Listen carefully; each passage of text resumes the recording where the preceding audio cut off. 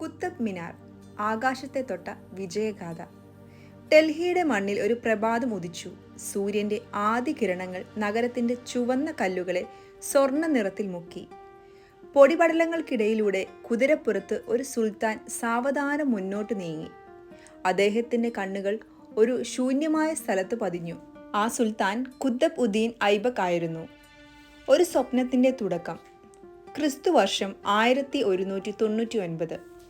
വടക്കേ ഇന്ത്യയിൽ ഡൽഹി സുൽത്താന്റെ ഭരണത്തിന് തുടക്കമായിരുന്നു. പുതിയ സാമ്രാജ്യത്തിന്റെ വിജയത്തെ ലോകമറിയണം. വെറും യുദ്ധവിജയങ്ങളല്ല, നൂറ്റാണ്ടുകൾക്ക് ശേഷവും നിലനിൽക്കുന്ന ഒരു സ്മാരകവും അദ്ദേഹം ആഗ്രഹിച്ചു. അങ്ങനെ ആകാശത്തെ വെല്ലുന്ന ഒരു ഗോപുരത്തിന്റെ നിർമ്മാണം ആരംഭിച്ചു. ചുവന്ന മൺകല്ലുകൾ ഓരോന്നായി കൊണ്ടുവന്നു.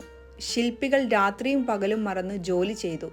ഓരോ കല്ലിലും അവരുടെ വിയർപ്പിന്റെ കഥ പതിഞ്ഞു. ഐബക്ക് ജീവിച്ചിരിക്കുമ്പോൾ ഗോപുരത്തിന്റെ ആദ്യ നില മാത്രമാണ് പൂർത്തിയായത്. ഒരു ദിവസം അദ്ദേഹം കുതിരസവാരിക്കിടെ അപകടത്തിൽ മരിച്ചു.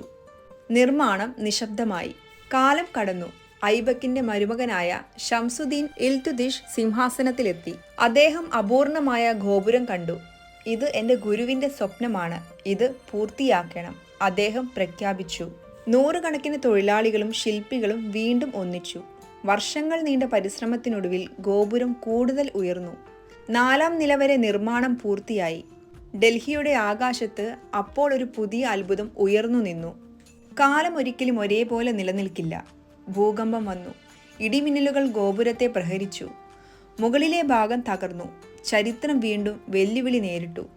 എന്നാൽ മനുഷ്യരുടെ മനസ്സുറച്ച തീരുമാനത്തെ തകർക്കാൻ അതിന് കഴിഞ്ഞില്ല. വീണ്ടും ഉയർന്ന കുത്തബ് മിനാർ. പിന്നീട് സുൽത്താൻ ഫിറോസ് ഷാ തുഗ്ലക് തകർന്ന ഭാഗങ്ങൾ പുനർനിർമ്മിച്ചു. വെള്ള മാർബിളും ചുവന്ന മൺകല്ലും ചേർത്ത് പുതിയ നിലകൾ നിർമ്മിച്ചു. അങ്ങനെ ഇന്ന് നമ്മൾ കാണുന്ന 5 നിലകളുള്ള കുത്തബ് മിനാർ പൂർണ്ണരൂപം നേടി. കുത്തബ് മിനാർ വെറും ഉയരമുള്ള ഗോപുരമല്ല. അതിൻ്റെ ചുവരുകളിൽ ഖുർആൻ വാക്യങ്ങളും മനോഹരമായ അറബിക് കൊത്തുപണികളും പൂക്കളുടെ രൂപങ്ങളും ഇന്നും കാണാം. ഓരോ കൊത്തുപണിയും ഓരോ കലാകാരന്റെ ക്ഷമയും കഴിവും പറയുന്നു. സൂര്യപ്രകാശം ആ കൊത്തുപണികളിൽ പതിക്കുമ്പോൾ കല്ലുകൾ പോലും ജീവനുള്ളതുപോലെ തോന്നും. കുത്തബ് മിനാറിനടുത്ത് മറ്റൊരു അത്ഭുതം കൂടിയുണ്ട്. ഇരുമ്പ് തൂൺ. ഏകദേശം 1600 വർഷം പഴക്കമുള്ള ഈ തൂണിന് ഇന്നും വലിയ തോതിൽ തുരുമ്പ് പിടിച്ചിട്ടില്ല. ശാസ്ത്രജ്ഞർ അതിന്റെ ലോകമിശ്രിതത്തെക്കുറിച്ച് പഠനം തുടരുന്നു. പുരാതന ഇന്ത്യൻ ലോകശാസ്ത്രത്തിന്റെ മികവ് തെളിയിക്കുന്ന ഉദാഹരണമായി ഇത് കണക്കാക്കപ്പെടുന്നു. 1993 യുനെസ്കോ കുത്തബ് മിനാറിനെയും അതിന്റെ സ്മാരക സമുച്ചയത്തെയും ലോക പൈതൃക പട്ടികയിൽ ഉൾപ്പെടുത്തി.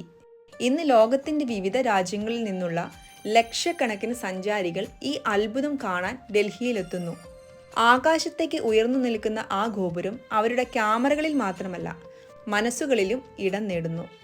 വിജയത്തിന്റെയും കലയുടെയും വാസ്തുവിദ്യയുടെയും സാക്ഷിയായി കുത്തബ് മിനാർ ഇന്നും ഡൽഹിയുടെ ആകാശത്തെ തൊട്ടു നിൽക്കുന്നു.